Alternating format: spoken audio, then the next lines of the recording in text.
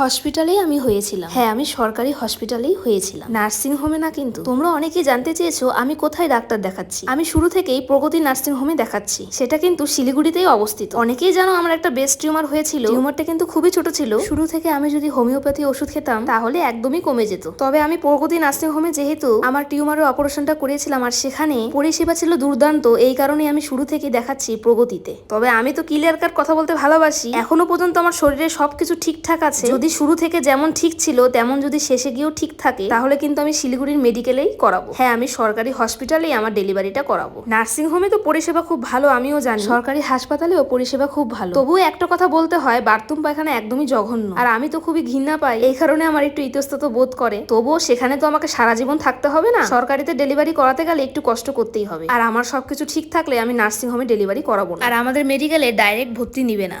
আসলে শুরু থেকে আমাকে মেডিকেলে যেতে হবে, তাহলেই আমাদের মেডিকেলে ডাক্তাররা ভর্তি নিয়ে নেয়। শুরু থেকে যদি তুমি না দেখাও মেডিকেলে তাহলে কিন্তু শেষে গিয়ে ভর্তি নেয় না। নিলেও নিতে পারে, সেটা আমার সঠিক জানা নেই। আমার সবকিছু যাতে ভালো থাকে।